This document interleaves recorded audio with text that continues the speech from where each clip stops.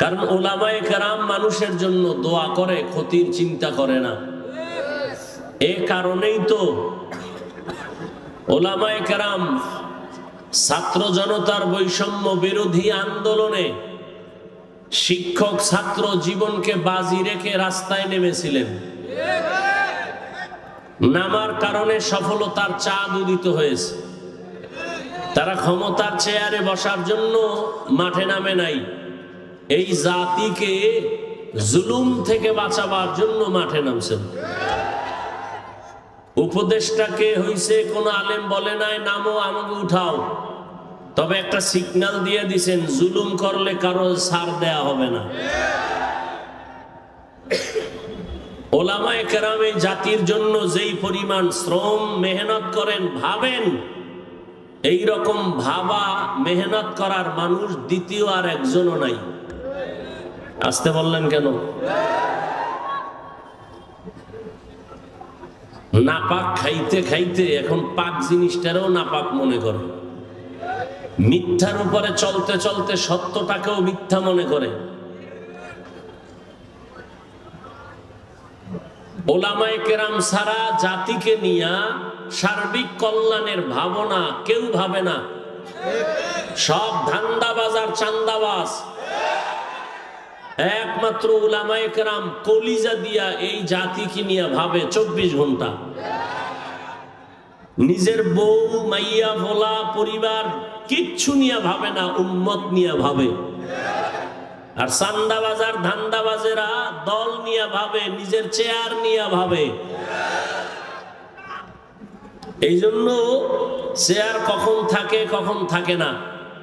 আর উলামায়ে কেরামের চেয়ারের কোনো মেয়াদি নাই। দুনিয়া তো বাদশা, আখিরাতেও বাদশা। এই জন্য উলামায়ে কেরামদের দোয়া নিয়ে সবসময় কাজ করবেন, বরকত হবে ইনশাআল্লাহ। আল্লাহ কবুল করেন। দিল থেকে সহযোগিতা করবেন। তো আমি 1 মিনিটের মধ্যে এতগুলো মানুষের মধ্যে আমি শুধু আল্লাহর উপরে ভরসা করে একটা ওয়াদা করবেন, না পারলে হাত উঠাইবেন না, এবং নিজ দায়িত্বে ওয়াদাটা পূরণ করবেন। একটা টেলিফোন যেন কাউকে দিতে না হয়। তো আমি আপনাদের সামনে দোয়া নিতে আসছি। দোয়ার খুব জরুরি দরকার। সবাই তো আর বরদোয়া করে না, আর যারা বরদোয়া করে এদের বরদোয়া কামেও লাগে না। আর যারা দোয়া করে ভালো মানুষ, এদের দোয়া আমার খুব দরকার। কারণ আমার এলেমও নাই, আমলও নাই, দোয়া নিয়ে একটু চলতেছি। দোয়া বড় একটা পাওয়ারই পুঁজি। আর দুআউ মুখুল ইবাদাহ, আর দুআউ হুয়াল ইবাদাহ। দোয়াটা একটা স্বতন্ত্র ইবাদত, ইবাদতের মগজ। দোয়া বড় দামি। যুবক বাবারা, জীবনে সফল হতে যদি চাও, পরীক্ষায় পাশ করা এক জিনিস, সফল হওয়া আর এক জিনিস। ডাক্তার হওয়া এক জিনিস, সফল ডাক্তার আর এক জিনিস। ইঞ্জিনিয়ার হওয়া একটা, আর সফল ইঞ্জিনিয়ার হওয়া আর একটা। আল্লাহ সফল যদি বানায় তুমি হতে চাও, তাহলে দোয়া ছাড়া হবে না। তোমার সার্টিফিকেট আর লেখাপড়ায় হবে না। আল্লাহর কসম, তুমি সফল ডাক্তার হও, দোয়া লাগবে, লেখাপড়াও লাগবে, সার্টিফিকেট লাগবে, আর কি লাগবে? তোমার জীবনের দোয়ার 3টা মূল পয়েন্ট। কয়টা? 1 নাম্বার দোয়ার মূল পয়েন্ট পিতামাতা, মা বাবা, এদের দোয়া। দ্বিতীয় তোমার মূল পয়েন্ট দোয়া পাওয়ার তোমার জীবনের শিক্ষক ওস্তাদ। তৃতীয় পয়েন্ট হলো মুরব্বী উলামায়ে কেরাম।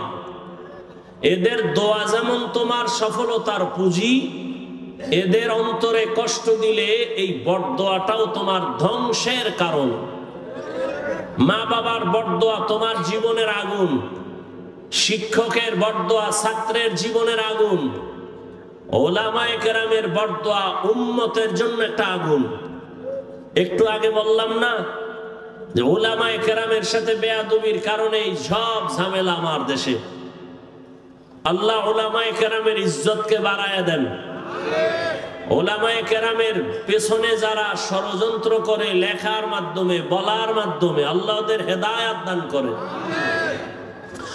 আমি আপনাদের সামনে আলোচনা রাখার নিয়তে কোরআনে হাকিমের সূরা আহজাবের 2 টুকরো আয়াতে কারিমা তিলাওয়াত করেছি।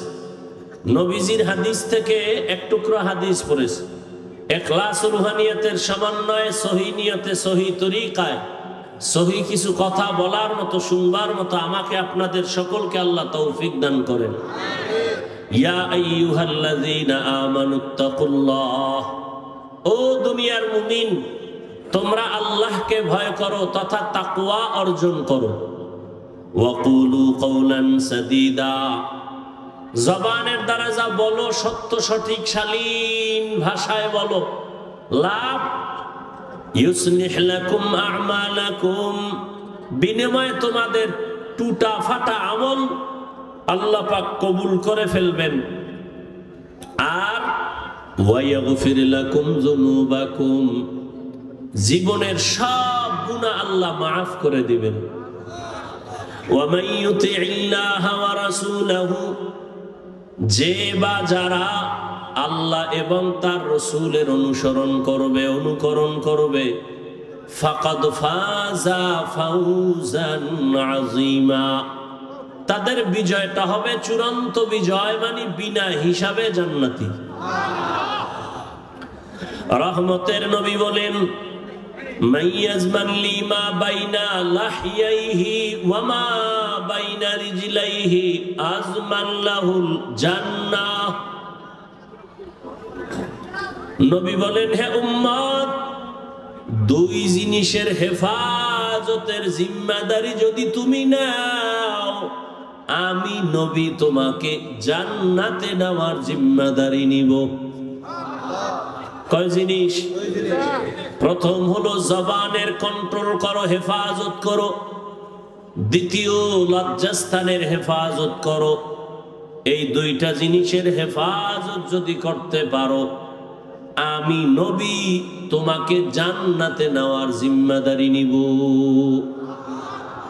আয়াত এবং হাদিসের মূল আলোচনার বিষয়বস্তু জবানকে কন্ট্রোল করা।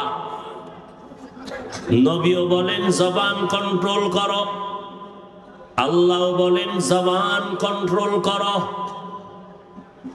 কোন পদ্ধতিতে করবা? তোমার মনের মতো পারবা না।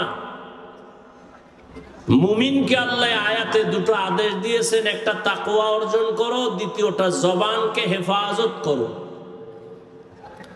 যদি করতে পারো, নগদ 2টা পুরস্কার।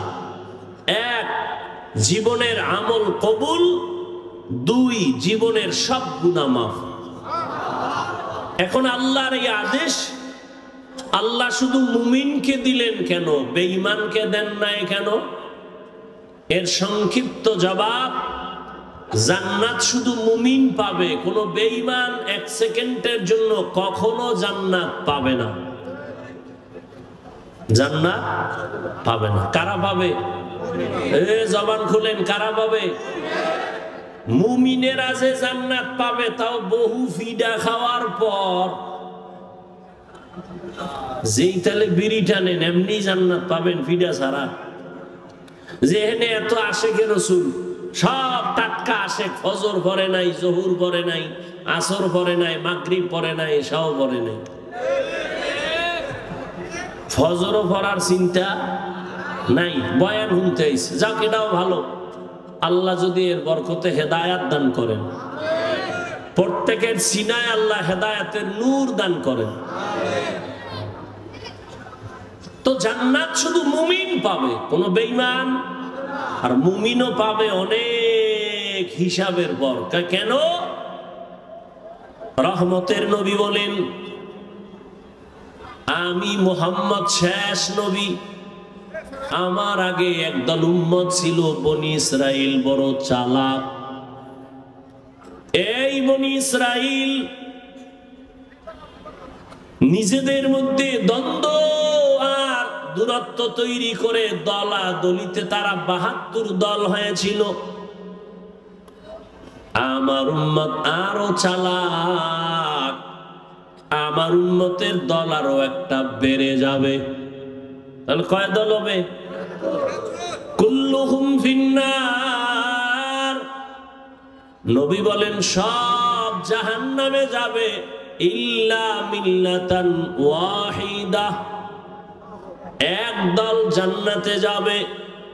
টোটাল ৭৩ দলের সব যদি জাহান্নামে যায়, একদল জান্নাতে যায়, তাহলে বলেন জাহান্নামী কয় দল? এই যে ৭২ দল জাহান্নামী, এরা কেউ হিন্দু, বৌদ্ধ, ইহুদি, খ্রিস্টান কেউ না, সব হবে মুমিন মুসলমানের ভেতর থেকে। তাহলে ৭২ দল জাহান্নামী সব মুসলমানের মধ্য থেকে হবে। দ্বিতীয় সাহাবায়ে কেরাম প্রশ্ন করলেন, মান হিয়া ইয়া রাসূলুল্লাহ, হে পয়গম্বর, যেই দলটা জান্নাতে যাবে ওই দলের পরিচয় কি? রহমতের নবী বলেন, মা আনা আলাইহি ওয়া আসহাবি। নবী যদি বলতেন, এই খেয়াল করেন, নবী যদি বলতেন আমাকে যারা মেনে চলবে তারা জান্নাতি হতো, কিন্তু নবী এতটুকুই বলেন নাই। নবী বলেন যারা আমি মুহাম্মদের আদর্শ আর আমার হাতে গড়া সাহাবায়ে কেরামের আদর্শ যারা মেনে চলবে তারা জান্নাতি। কি বুঝলাম? এ জমিনে যারা বলে আমরা নবী মানি, মুহাম্মদ মানি, সাহাবাদের মানি না, এরা মুসলমান হলেও ৭২ দল জাহান্নামীদের অন্তর্ভুক্ত। তো কুজাও সুন্নতে আহমদ কুজাবা মুহাম্মদ কৈবুয়াত নিসবত তোরা মান আহাব্বা সুন্নতি কওলে রাসূল মজদায়ে কানা মাই হাম কুন কবুল। তাহলে শুধু নবী না, সাহাবাও, সাহাবায়ে কেরামদেরও মানা লাগবে। যারা সাহাবায়ে কেরামের বিরোধিতা করে ইশারা ইঙ্গিতে তাদের চিহ্নিত করে নাও। এ যদি হুজুরও হয়, মুসলমানও হয়, তবে ৭২ দল জাহান্নামীদের দলভুক্ত। জান্নাত শুধু মুমিন পাবে। এজন্য আল্লাহ মুমিনকে বললেন আল্লাহকে ভয় কর, জবানকে হেফাজত করো। যদি করতে পারো 2টা পুরস্কার তোমাকে দেওয়া হবে। জীবনের সব আমল কবুল, জীবনে যত গুনাহ করবা সব আমি মাফ করে দিব। 1 নাম্বার আদেশ আল্লাহকে ভয় কর, দ্বিতীয় হলো জবানকে কন্ট্রোল করো। আল্লাহ জবানকে হেফাজতের কথা কেন বললেন? কান হেফাজত করো কেন বলেন নাই? চোখ হেফাজত করো এখানে কেন বলেন নাই? হাত হেফাজত করো কেন বলেন নাই? চোখ হেফাজত করো কেন বলেন নাই? জবানকে হেফাজত করো কেন বললেন? এর কারণ হলো পুরা দেহের মধ্যে আপনার আমার জিহ্বা, জবান হলো মারাত্মক একটা বড় অস্ত্রের নাম। হাদিসে পাকে রহমতের নবী বলেন, প্রতিদিন সকালবেলা অঙ্গ প্রত্যঙ্গ গুলো জিহ্বা থেকে পানা চায়। ও আল্লাহ, জিহ্বার অত্যাচার থেকে পানা দাও। জবানে জানি আবার কোন কথা বলে পেছ লাগায় দেয়, আর আইসা হামলা শুরু হয় হাতের উপরে, চোখের উপরে। অঙ্গ প্রত্যঙ্গ গুলো আল্লাহর কাছে পানা চায় জবানের খারাপ আচরণ থেকে। এই জবান এমন একটা অস্ত্র, বেলেটের মতো চতুর্পার্শ্বে তার ধার, বেলেটের চারপার্শ্বে ধার, যেদিকেই মারে ওদিকেই কাটে। বলে জিহ্বাটাও এমন। কয় কেমন? কয় তাকায় দেখ, একটা অমুসলিম এই জিহ্বা নাড়ায় যদি বলে লা ইলাহা ইল্লাল্লাহ, ইয়াকিন আর ঈমানের সাথে মুমিন হয়ে গেল। আবার এই জিহ্বাটা নাড়াইয়া যদি বলে আমি আল্লাহ মানি, নবী মানি, কোরআন মানি, তবে নামাজের হুকুম, দাড়ির হুকুম, পর্দার হুকুম মানি না, ইমান আছে? শেষ। তাহলে একই জিহ্বা একবার মুমিন বানাইলো আর একবার বেঈমান বানাই দিল, কাম একটাই করতেছে। এই জিহ্বা নাড়াইয়া অপরিচিত একটা মেয়েকে যদি সাক্ষীর সামনে বলে তুই আমার স্ত্রী, আমি কবুল করে নিলাম, অপরিচিত মেয়েটা তোমার আপন সঙ্গিনী হয়ে গেল। আবার এই একই জিহ্বা নাড়ায় যদি বলো আপন বউকে বলো তালাক, আছে? তোমার জীবনের আপন সঙ্গিনী বিদায়। বিচারকের চেয়ারের মধ্যে বসিয়া বিচারক যদি জিহ্বা নাড়ায় ডান দিকে তাকায় ফাঁসির আসামিকে বলে তোকে মুক্তি দিয়ে দিলাম, ফুলের মালা পরে বাড়ি যাবে। আবার এই বিচারক একই জিহ্বা নাড়াইয়া যদি বাম দিকে তাকায় বলে নিরপরাধের বলে ধর, নিরপরাধ ব্যক্তির হাতে পুলিশের হ্যান্ডকাপ লেগে যাবে। জিহ্বা এমন একটা অস্ত্র, এই জবানের কথার দ্বারা প্রমাণ হবে আমি ভালো না খারাপ। এই জবানই আমাকে পরিচয় দেয় আমি মুমিন না বেঈমান। আমার হাত পরিচয় দিবে না, চোখ পরিচয় দিবে না আমি মুমিন কিনা। আমার জবানের কথা পরিচয় দিবে আমি ভালো বংশের নাকি খারাপ। আমার জবানের কথায় পরিচয় দিবে আমি ইমানদার নাকি বেঈমান। আমার জবানের কথার দ্বারাই প্রমাণ হবে আমি ভালো নাকি খারাপ। জবানটা বড় মারাত্মক একটা অস্ত্র, তোমার ইচ্ছার বিরুদ্ধে চলে। অগ্রিম তুমি ঘুমায় আছো, এর মধ্যে তোমার জবান চলতেছে, কথা কয় ঘুমাইয়া, কয় না? তাহলে তোমার ইচ্ছার বিরুদ্ধে জবান চলে।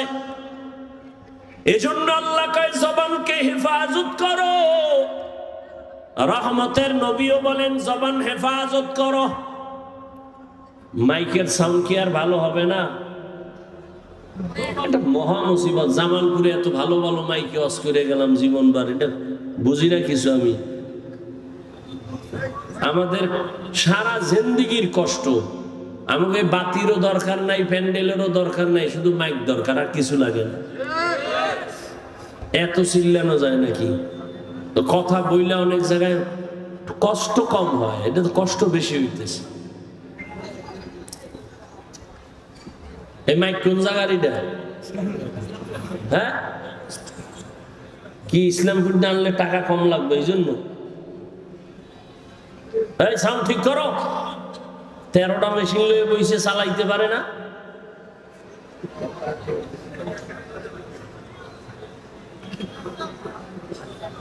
আল্লাহ পাক কবুল করেন।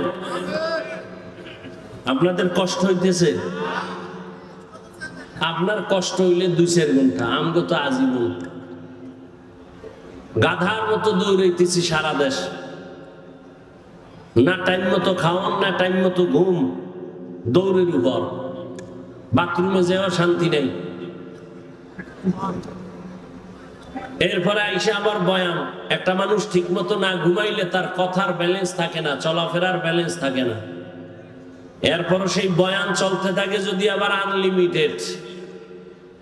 আবার বয়ান যদি 1 লাইনের মানুষ হয় তো 1 লাইনে বয়ান করা যায়, চোখ বন্ধ করে কয়ে টয়ে গেলাম গিয়া। আর বয়ানটা যদি হয় হরেক ধরনের মানুষ এনে বয় এদের সামনে, আবার যদি হয় মুখস্থ, কত পেরেশানি। সবকিছু আমার রবের দয়া, বান্দার হাতে কিছুই। ইয়া ইলাহি তু মেরা মাবুদ হ্যায়, ইয়া ইলাহি তু মেরা মাশুক হ্যায়। জবানের হেফাজত করো হে গোলাম। এতক্ষণ জবানটা কত বড় মারাত্মক এটা বুঝাইলাম, কিন্তু আবার খেয়াল করেন এটা কত বড় আল্লাহর দেওয়া নিয়ামত। খানার প্লেট সামনে নিছেন, খানার মধ্যে কোনো চুল আছে কিনা সব চোখের রাডার দিয়া খুঁজলেন। খুঁজার পরে আপনি নিশ্চিত খানার মধ্যে কোনো ঝামেলা নাই। একটা লোকমা যখন আপনি দিছেন, একটা চিকন চুল খানার লোকমায় চোখের রাডারে ধরা পড়ে নাই, জিহ্বায় ধরা পড়ে গেছে। এরে আল্লাহর বান্দা, এটা কত বড় নেয়ামত। মাইকে কথা বলি, বিদ্যুতের বাতি জ্বলে, চার্জ চলে যায়, ফ্যানের বাতাস দিয়া মেশিন ঠান্ডা করা লাগে, একটানা মেশিন চললে গরম হয়ে আগুন লাগবে। অথচ আল্লাহর দেওয়া জিহ্বা নামের কত বড় নেয়ামত। দুনিয়াতে আসার থেকে এই জিহ্বা নাড়ায় যে কত হাজার হাজার লাখ কোটি কথা সাপ্লাই দিলাম, কোনদিন এই জিহ্বার কথা বন্ধ হয় নাই, ব্যথাও করে না। মানুষের কথা বলতে বলতে গাল ব্যথা করে, ঠোঁট ব্যথা করে, কপাল ব্যথা করে, মাথা ব্যথা করে। আজও পর্যন্ত 50, 60, 70 বছরের বান্দার জিহ্বা ব্যথা করে না। এই কথাগুলো কোন মেশিনে সাপ্লাই হয়? এই মেশিনটারে ঠান্ডা কে বানায়? ওই মেশিনের মধ্যে তেল কে দেয়, পেট্রোল কে দেয়? ও আল্লাহর বান্দা, তুমি মোবাইল চালাও, মোবাইলে কথা চলতেছে, হঠাৎ মোবাইল বন্ধ হয়ে গেছে, কি ব্যাপার? কয় চার্জ নাই, মোবাইল আর কথা শোনা যায় না। তুমি জিহ্বা নাড়াইয়া নাড়াইয়া কত বছর জিহ্বা নাড়ায় কত কথা বললা, কয়দিন তুমি জিহ্বার হক আদায় করছো, চার্জ দিয়েছো? এরে নবীর উম্মতের দল, এত সুন্দর কথা, কথা তো আবার সবাই বলে, তবে সবার কথায় মজা লাগে না। লাগে?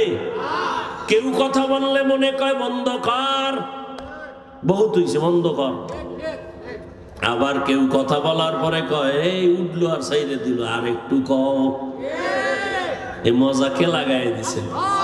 কাদের কুদরত দারি বর কামাল, আনতা রব্বি আনতা হাসবি জুল জালাল, তুহি কাদের জলিলুল্লাহ জাহাদার, বহর হালে তুহি মেরা নেগাহদার। আল্লাহর নেয়ামতের শুকর আদায় করো হে মুমিন। জিহ্বা নামের নেয়ামতটা কত বড় নেয়ামত।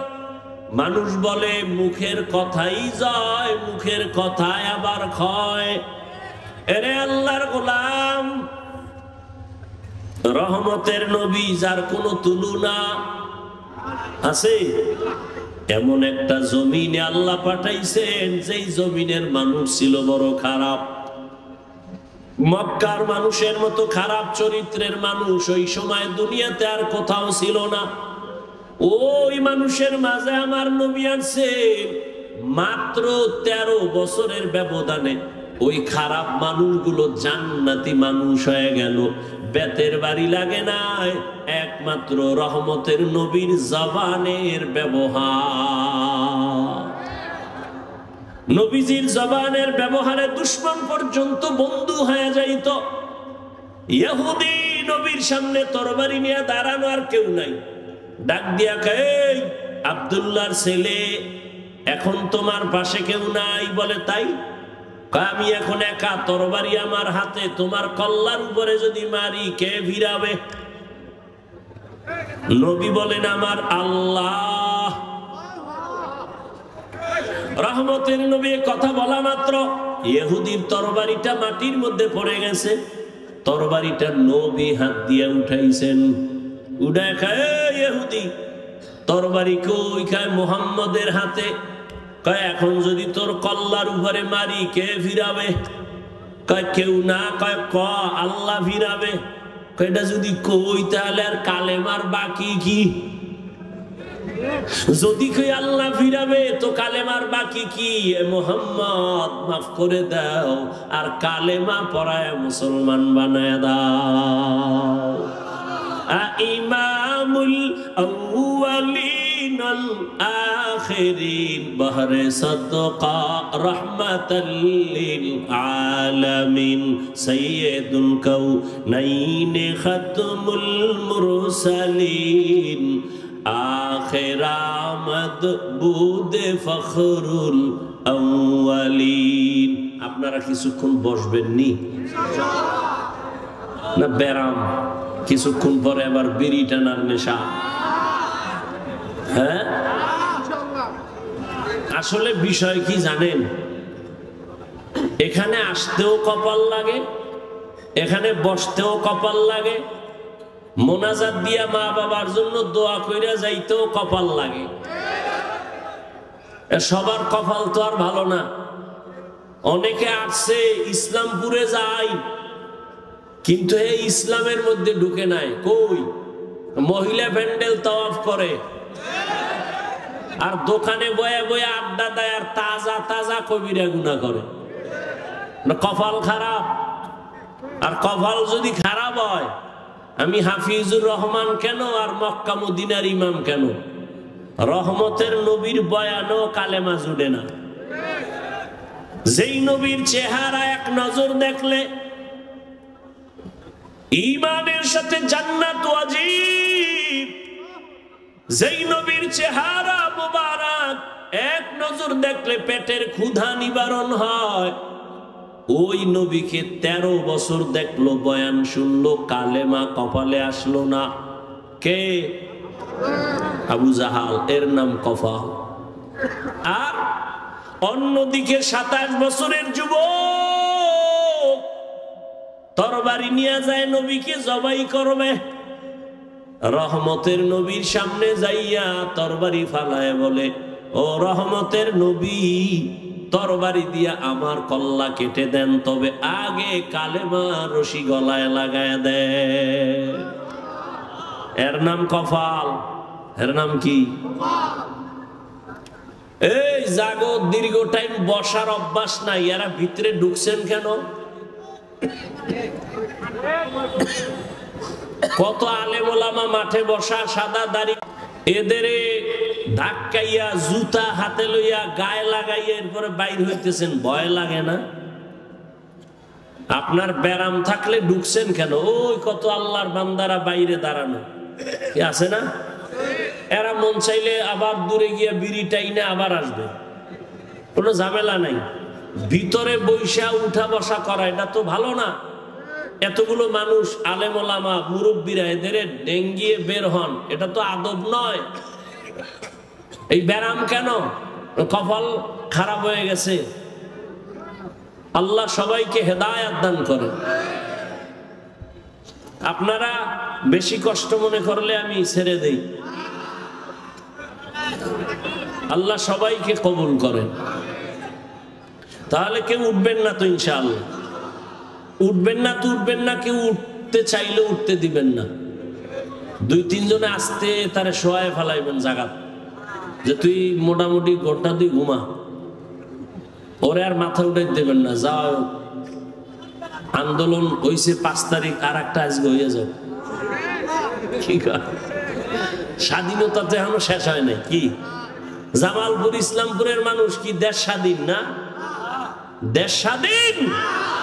দেশ স্বাধীন হলে চট্টগ্রামে আইনজীবীর গলায় ছুরি চালায় কে? মুসলমান তো স্বাধীন বলে চিৎকার দিবে স্বাধীন। এই জমিনের মধ্যে উলামায়ে কেরাম সিনা টান করে কথা বলবে, কোন সুদখোর বেনামাজির অনুমতি লাগবে না যেদিন। এই থামো, আবার যখন লাগবে রেডি থাও, ওই মাঠে নামা লাগবো। কারণ আন্দোলন মুসলমান একবার করে না, বারবার। জালেমের বিরুদ্ধে আন্দোলন চলবেই। জীবন একবার দেয় না মুসলমান, বারবার। জালেমের বিরুদ্ধে, ইসলামের পক্ষে। কথা ঠিক না? আল্লাহ সবাইকে কবুল করেন। কোন চান্দুকে আর জুলুম করার সুযোগ দেওয়া যাবে? কাফনের কাফন কিনে রেডি রাখো। ডাক আসলে ময়দানে অবতীর্ণ হতে হবে। তুমি যতই বন্ধু বান্ধব তালাশ করো, বলছি না সব ধান্দাবাজ আর চান্দাবাজ, একমাত্র তোমার কলিজার আপন বন্ধু নিঃস্বার্থ উলামায়ে কেরাম। অতএব উলামায়ে কেরাম ডাক দিলে আবার ময়দানে আসতে হবে, কোন ব্যক্তির জন্য না, আল্লাহর দ্বীনের জন্য। আল্লাহ সবাইকে কবুল করেন। কোন আলেমের সাথে কোন বেয়াদবি চলবে? আমি একটু আগে এক জায়গায় বয়ান করে আইছি, সেদিন ঢাকায় বলছি যারা আলেমদের সাথে বেয়াদবি করবে তাদের লিস্টি দাও। ইমামের সাথে, মাদ্রাসার কোনো শিক্ষকের সাথে, কোনো বক্তার সাথে উল্টা পাল্টা করলেই তাদের লিস্টি আমাদেরকে দাও। ঢাকার থেকে আবার আলেমদেরকে নিয়ে বসে আবার আন্দোলনে, জালেমের বিরুদ্ধে ময়দানে আবার নামতে হবে। কোন মাস্তানি চলবে? এদেশে আলেম ওলামা কম, মাদ্রাসা কম, কেউরে দরকার নাই। আমরা শুধু আলিয়াও লাগবে না, আমরা কওমি মাদ্রাসার হুজুর আর ছাত্র যদি রাস্তায় নামি পলানেরও জায়গা পাইতো না। প্রত্যেকটা নাস্তিক আর বেয়াদব ওলামায়ে কেরামের অনুমতি ছাড়া কথা বলার সাহস পাবে না। আল্লাহ সবাইকে হেদায়েতের দৌলত দান করেন। শিয়ালের রাতে মুরগি দিয়ে কয় 3 দিন আমানত, শিয়াল পণ্ডিত কয় দোয়াও চাই মাফও চাই, জিন দেখানো মরাও পাইতে না। শিয়ালের হাতে মুরগি দিলে যা হবে, ধর্মের চাবি সুদখোর আর বেনামাজির হাতে দিলে তাই হবে।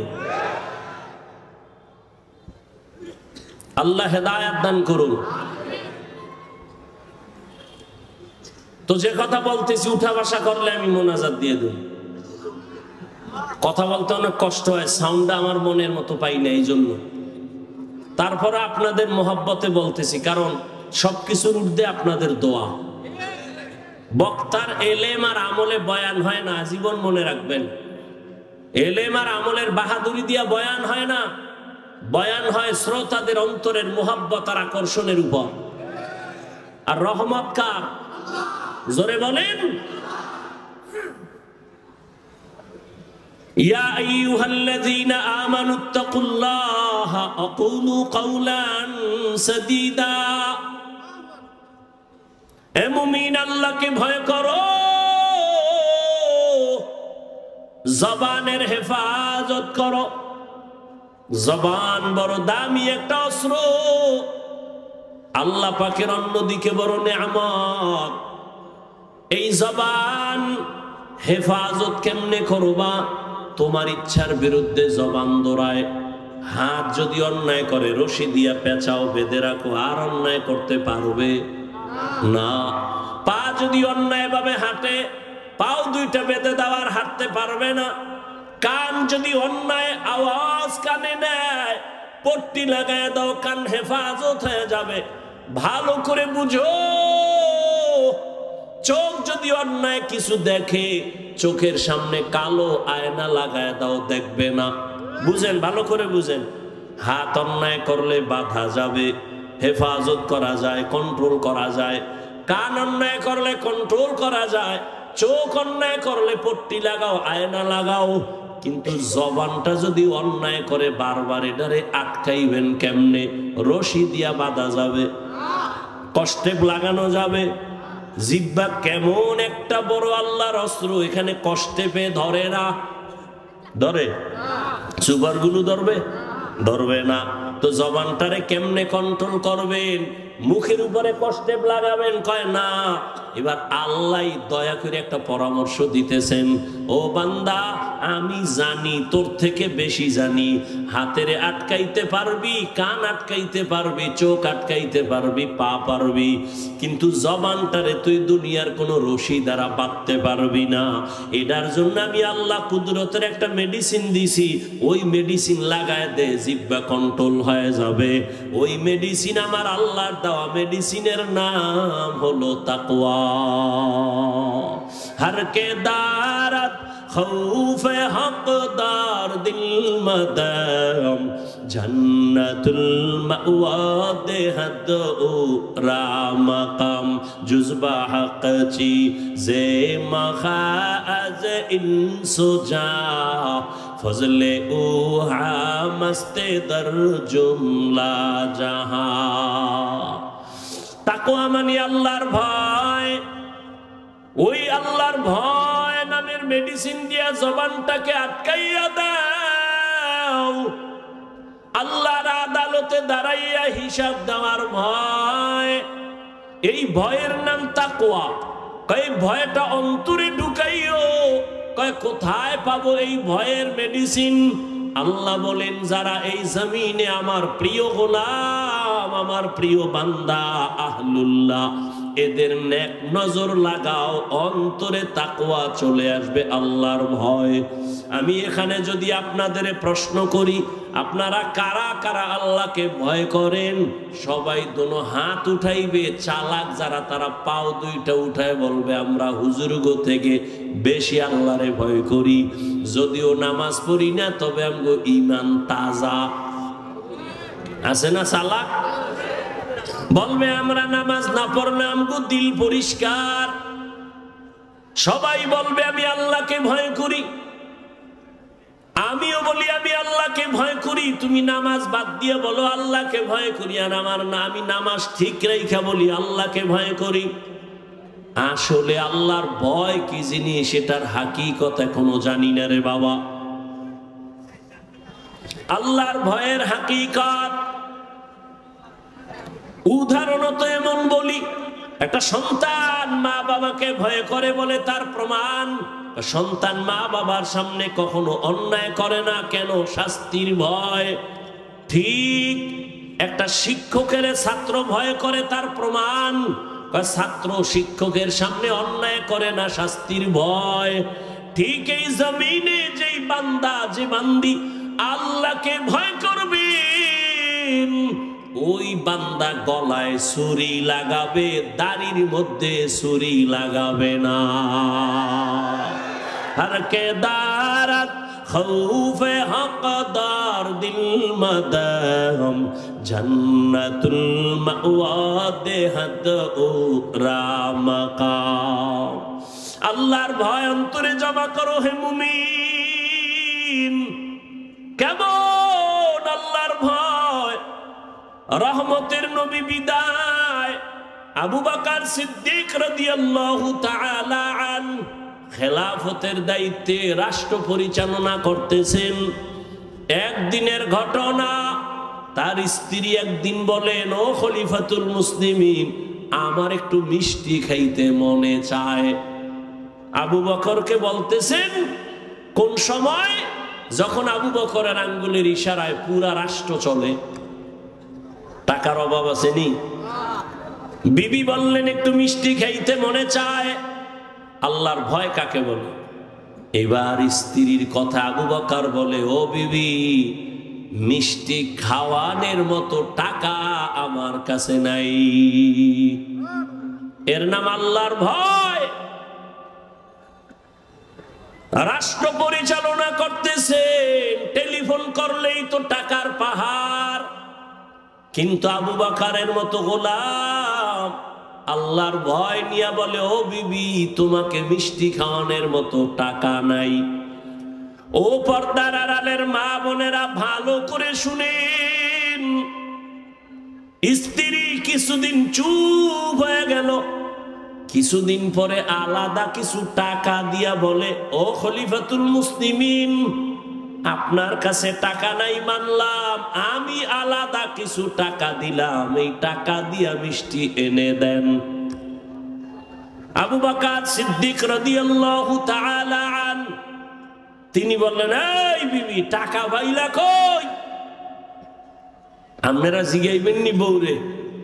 জীবনেও না। আমনে কইবেন সাব্বাস, এরকম চুরি কইরা পারলে আরো দিও। এটাও বলে ঠিক আন্দাজি। আবু বকর বললেন, বিবি টাকা কই পেয়েছো? এবার বিবি কি কয় শুনেন। বিবি কয়, আপনি যে মাসে মাসে বেতন পান সরকারি কোষাগার থেকে, ওই বেতনের কিছু টাকা আমি বাঁচাইয়া জমা করছি। এবার দেখেন আবু বকর কি কয়, তাহলে তো বুঝলাম আমার বেতনের টাকার থেকে এই টাকাগুলো বাড়তি, এই টাকা না হইলেও তো সংসার চলে। তাহলে আগামী মাস থেকে বেতনের এই টাকা কমাইয়া নিব, এই টাকা কমায় নিব, আমার বেতনে এত টাকা লাগে না। এর নাম আল্লাহর ভয়। আর আমগো দেশের আল্লাহর ভয় দেখছেননি? সুইস ব্যাংকে আল্লাহর ভয়, 10 তলা বিল্ডিং, কোটি কোটি কোটি কোটি, কত হাজার কোটি খবর নাই। ও আল্লাহর বান্দা, আল্লাহর ভয় যতদিন না আসবে ততদিন পর্যন্ত বান্দার জীবনটা কন্ট্রোল করা সম্ভব হবে না। আর এটাও চির সত্য, আল্লাহর ভয় ততদিন পর্যন্ত আপনার অর্জন হবে না যতদিন পর্যন্ত আল্লাহর ওলিদের বন্ধু হবেন না। আউলিয়ারা কারে উকবা ইখতিয়ার, জাহেলারা কারে দুনিয়া ইখতিয়ার। মাইলে মোমেন সোয়ে মোমেন মিশাওয়াত, মাইলে কাফের সোয়ে কাফের মিশাওয়াত। আল্লাহর ভয় রে যুবক, আমিও যদি তোমার মতো প্যান্ট শার্ট টাই লাগাইয়া দাড়ি কামাইয়া রাস্তায় বাহাদুরের মতো ঘুরতাম, কেউ আমারে বাধা দিত না রে বাবা। ও ইসলামপুরের মুসলমান, ইসলাম কই? ইসলামপুরের মানুষের মধ্যে ইসলামের বড় অভাব। কে? ঈমান আলী নাম রাখছে, তাজা বেঈমান, নাম হইল ঈমান আলী। শান্তির হাটে শান্তি নাই, মুন্সিগঞ্জে মুন্সি নাই। ইসলামপুরের মধ্যে মাঠে তাকায় দেখি চেহারা ইসলাম নাই। ওগো নবীর উম্মতেরা,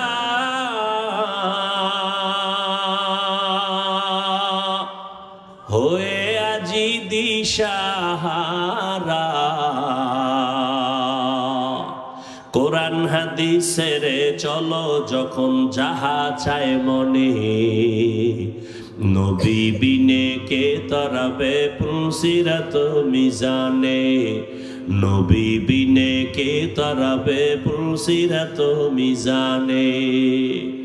এরে নবীর উম্মতের দল, ও আমার কলিজার যুবক, কয়দিন আর হায়াত নিয়ে বাঁচবা এমন একটা দিন নাই যুবকের লাশের খবর নাই।